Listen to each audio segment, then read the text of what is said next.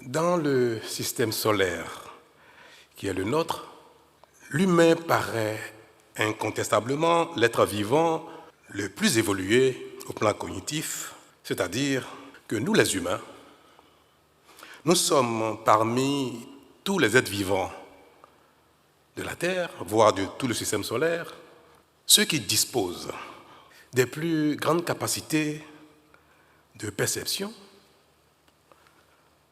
de compréhension, d'acquisition de connaissances, de raisonnement, d'adaptation et d'interaction avec les autres éléments de notre environnement. C'est fort de cela qu'à notre échelle terrestre,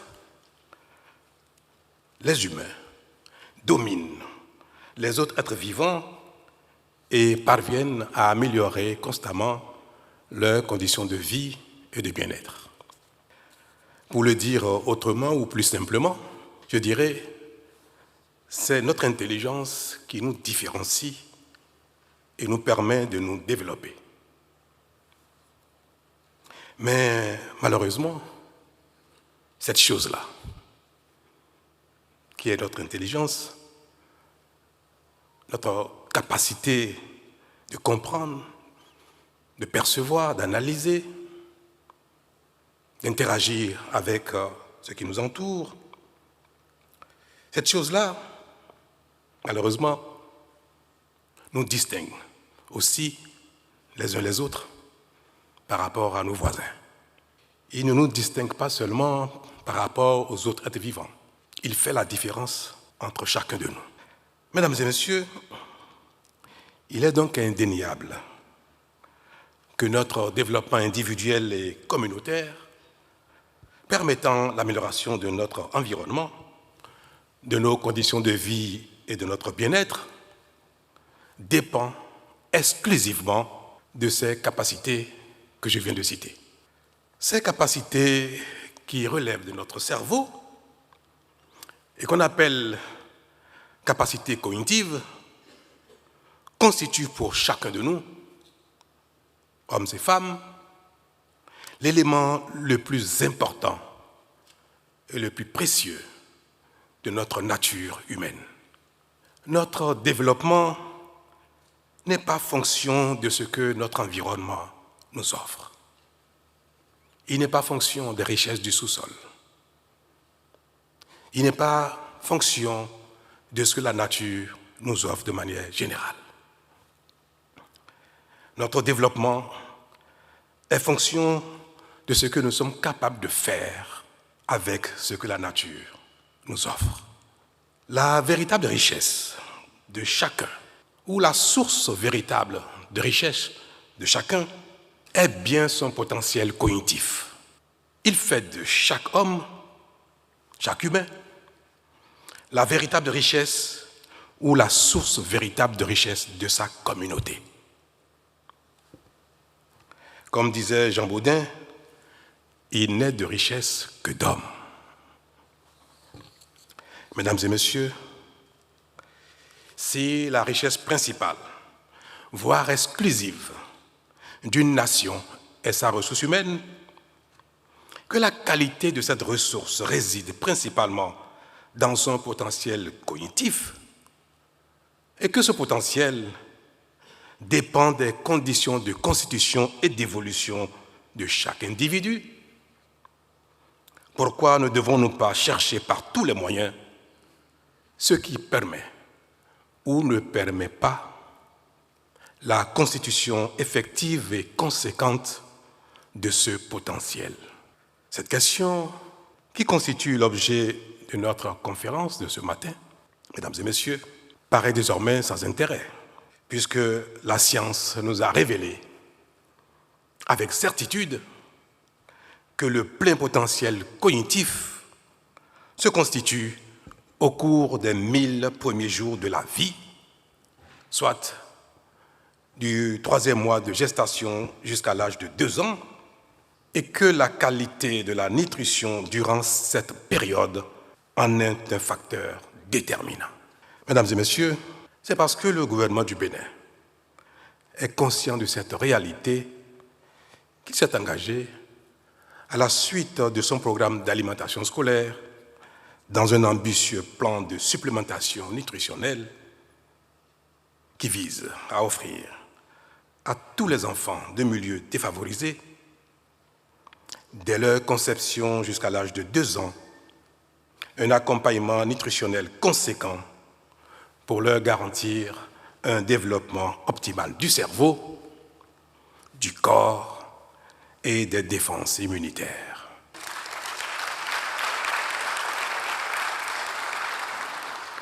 Car en effet, chaque enfant malnutri, c'est une intelligence fragilisée et limitée. C'est une force perdue. C'est un avenir compromis. A contrario, chaque enfant bien nourri est une promesse de réussite, un moteur de croissance, une pierre solide pour bâtir la société et rompre la chaîne intergénérationnelle de malnutrition.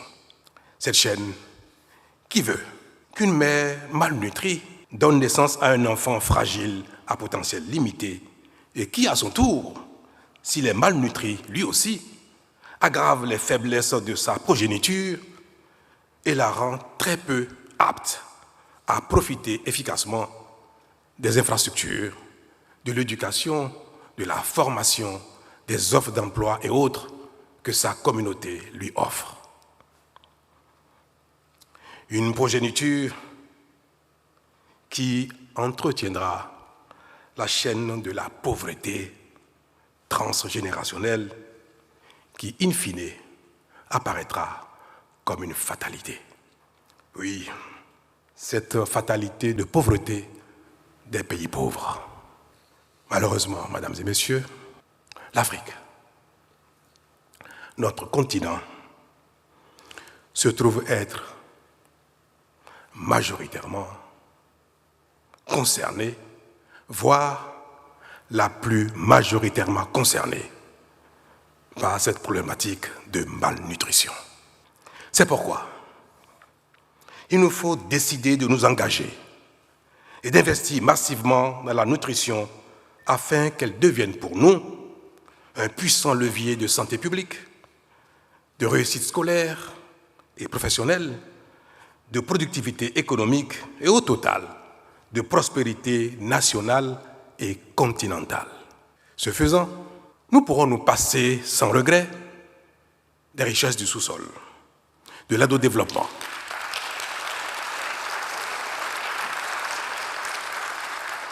nous pourrons rattraper notre retard sur les pays développés. Nous pourrons nous aussi contribuer efficacement au développement global de l'humanité. Mais pour ce faire, ma conviction est qu'il nous faudra une mobilisation générale sans ambages. Celle des États qui doivent inscrire la nutrition au cœur de leur politique publique, celle des partenaires techniques et financiers dont le soutien sera décisif, celle des familles, enfin, qui sont les premières gardiennes de la santé et de l'avenir des enfants.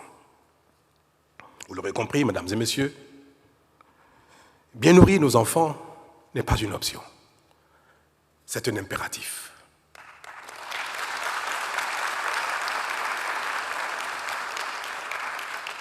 Je veux donc espérer, mesdames et messieurs, que cette conférence soit non seulement un cadre d'échange, mais aussi et surtout l'occasion de renforcer les connaissances et convictions pour susciter et booster les motivations au profit de la nutrition, et notamment sur notre continent africain. Elle devra, cette conférence, marquer un tournant décisif en matière de nutrition sur le continent africain. J'ai aussi foi que la table ronde qui suivra la présente conférence donnera lieu à des engagements fermes en faveur de cette cause si noble aux côtés du gouvernement du Bénin pour nous donner collectivement raison dans quelques décennies, peut-être même dans quelques années. Mesdames et messieurs,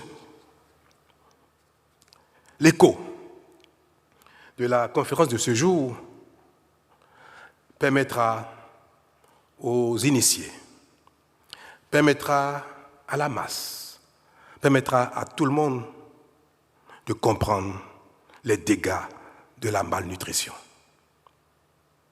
Je voudrais inviter les autorités béninoises, y compris moi-même, à en faire plus tard un large écho.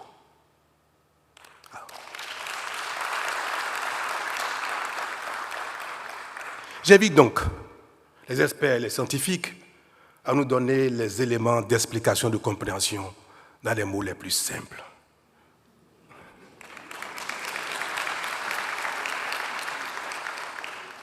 Et sur ce, je voudrais vous souhaiter succès pour les travaux de cette conférence et pour les résolutions qui seront prises, notamment les éléments de langage qui nous permettront de faire le job. Merci.